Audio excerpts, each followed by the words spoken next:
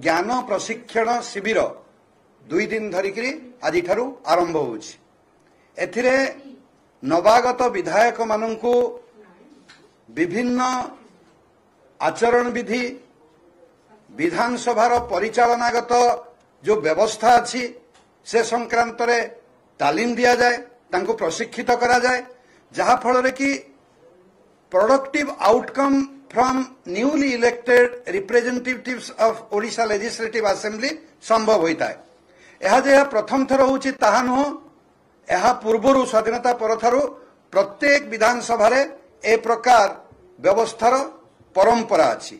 आपण माने जानती गणतंत्र रे परंपरार एक मर्यादा संपन्न स्थान रही है एवं सबु बेले विधानसभार ए जो ज्ञान प्रशिक्षण शिविर रे दलमत निर्विशेष समस्त दलर विधायक माने उपस्थित रहती, किंतु एथर से परंपरा भंग करिवा एक गणतांत्रिक महापाप करिवा पई जाउचंती विरोधी दलर नेता तथा बिजु जनता दलर मुखिया श्री नवीन पट्टनायक। से वर्तमान घोषणा करुछंती जे सबु दल को लेकिन जो प्रशिक्षण शिविर स्वाधीनतार दीर्घ 77 वर्ष धरिक हेइकरी आसीची सेथिरु निजर विधायक मानकु निवृत्त करिवे एवं शंख भवन रे काले एक प्रशिक्षण शिविर करिवे। परंपरा को अमर्यादा देवा ठारू अगणतांत्रिक मनोवृत्ति आउ किछि न थाई पारे। एहा नवीन बाबूंकर अहंकारी एवं बिजु जनता दलर दरबारी मनोभाव को स्पष्ट करुची। आपण माने जानती जे ए जो व्यवस्था अछि प्रशिक्षणर, एहा गृहर अधिष्ठाता बाचस्पति निष्पत्ति नियंती किए आसीबे न आसीबे।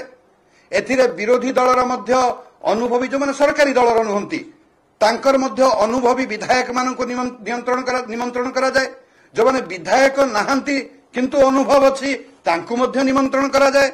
एथर मध्य आपण जानती जे नवीन बाबू को निमंत्रण करा जाइछि, विधायक नथिबा नरसिंह बाबू एवं प्रफुल्ल घड़ई को मध्य निमंत्रण करा जाइछि, अनुभव थिबा विधायक रणेंद्र प्रताप स्वाई को मध्य निमंत्रण करा जाइछि, किंतु ता सत्वे काली गाईर भिन्न गोठ भली सर्वदलीय प्रशिक्षण शिविररू निजकू विच्छिन्न करिकरी जो प्रकार कार्यक्रम बिजु जनता दल करुची, यह गणतंत्र प्रति आदौ समीचीन नुहे। गोटे गणतांत्रिक विधि व्यवस्था रे परंपरा को सम्मान देवार कथा, किंतु से सम्मान देवार जो सामान्यतम इच्छा व अभिप्सा से मुख्य नवीन बाबू निजको निवृत्त करुचंती।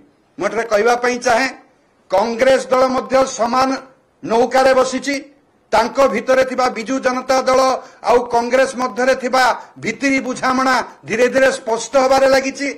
परंपरा को असम्मानित करिवा, गणतांत्रिक मूल्यबोध को कुठारघात करिवा, ये एक प्रकार तांकर अभ्यास रे परिणत होई जाइछि।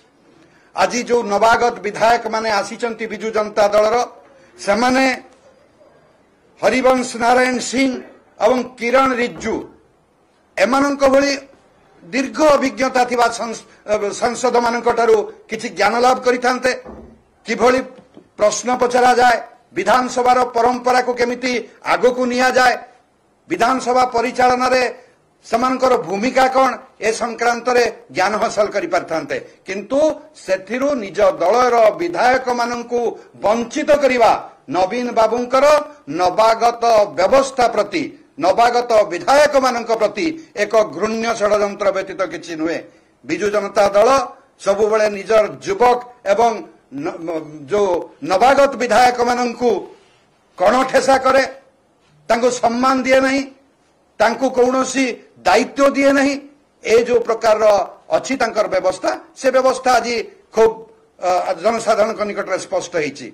तेणु आज दिन रे आमे महाप्रभु जगन्नाथंक पाखरे प्रार्थना करुचु जे नवीन बाबू को सद्बुद्धि दियंतु, विधानसभार परंपरा एवं ओडिया जातिर जो विधानसभा को जो सम्मान अच्छी, जो गारिमा अच्छी, ताको हनन करी न करिवार सद्बुद्धि से नवीन बाबू को दियंतु। एवं नवीन बाबू मध्य ओडिशार लोक जहाको भल पाती नहीं, अहंकार को, दरबारी शासन को, सेथिरे अधिक काल निजको बुड़े की रखिक मशगुल हेबार अभ्यास निजको निवृत्त करंतु। समस्त धन्यवाद।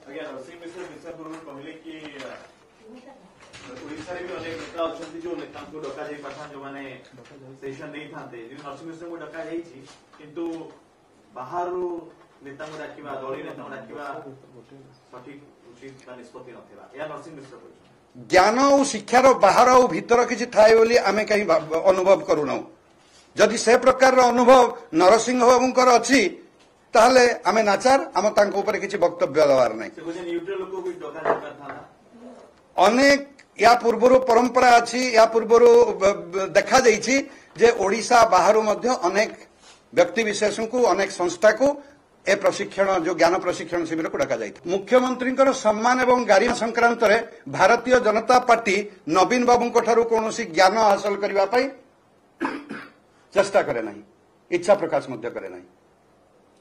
मुख्यमंत्री ज्ञान गारिमा तांकर कौन केमिति से रखिथिले ता ओडिशा जनसाधारण 24 वर्ष धरिक देखी